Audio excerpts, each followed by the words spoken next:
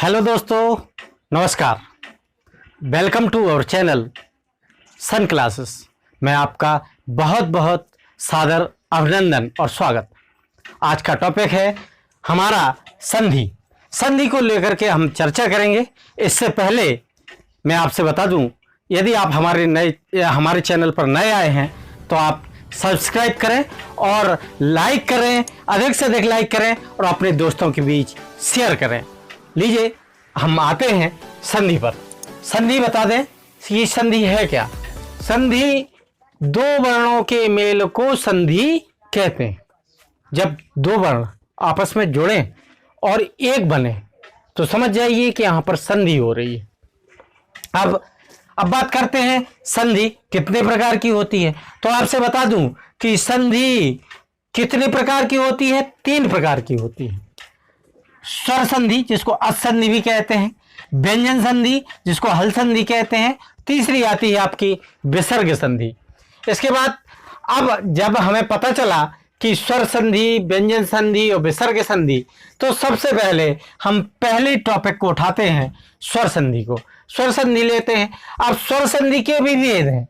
स्वर संधि के भेद हैं आपका दीर्घ संधि, गुण संधि, वृद्धि संधि, यण संधि, अयादि संधि, पूर्व रूप संधि और आपका पर रूप संधि। इस तरीके से ये आपके भेद हैं। दीर्घ संधि, गुण संधि, वृद्धि संधि, यण संधि, अयादि संधि, पूर्व रूप संधि, पर रूप संधि।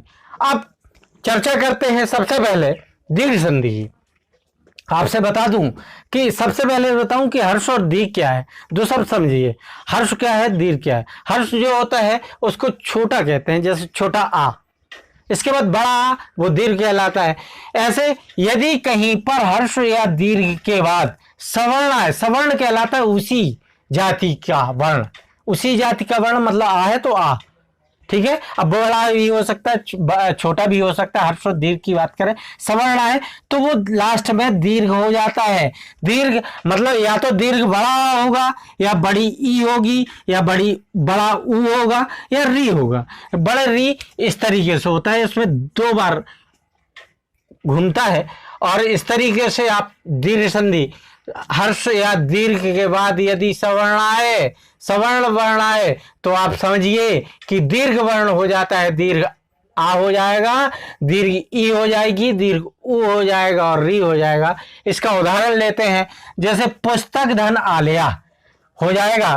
पुस्तक धन, इसमें आ है छोटा, बड़ा, ये मिलकर के क्या बनेगा। मैंने बताया कि यदि हर्ष या दीर्घ के बाद सवर्ण आए, सवर्ण बड़ा आ रहा है तो बड़ा आ हो जाएगा। क्या हो जाएगा, दीर्घ हो जाता है तो ये दीर्घ बड़ा आ हो जाएगा, यानी पुस्तकालया, पुस्तकालया।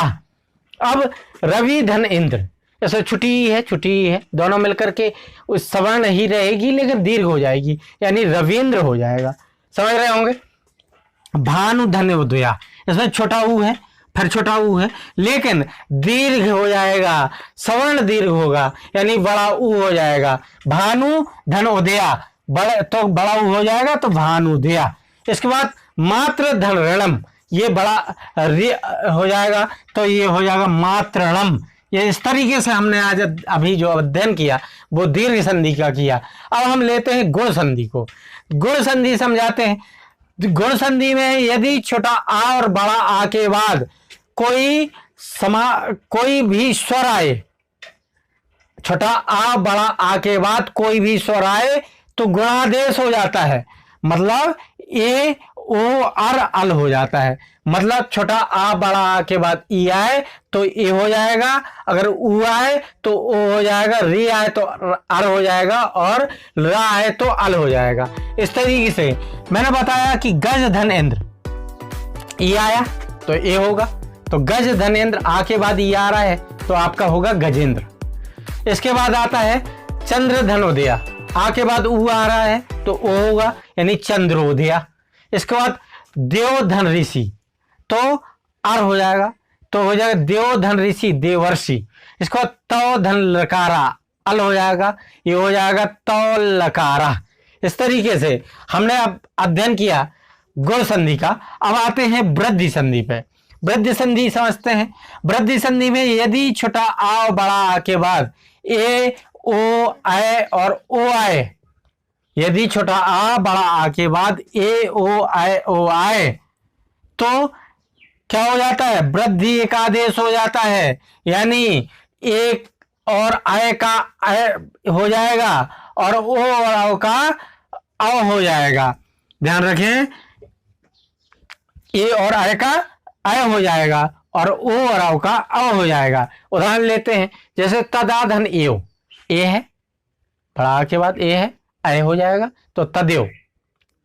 बन धन औषधम, ओ है, आओ हो जाएगा, ये तो सीधे हो जाएगा बन औषधम। ये हुआ हमारा वृद्धि संधि। अब बात करते हैं यण संधि की।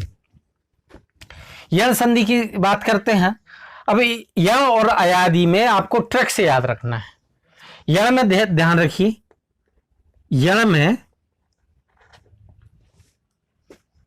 पहले ई और उ, ई उ रे ला के बाद कोई भी स्वर आए तो ई का या, उ का वा, री का रा और र का ला हो जाता है।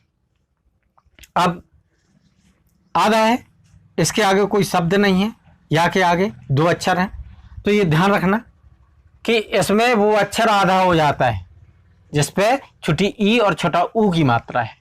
जैसे इति धन आदि, देखिए छोटी ई की मात्रा है और आ है तो ये आधा होने वाला है और ये या में परिवर्तित होने वाला है तो ये हो जाएगा इत्यादि।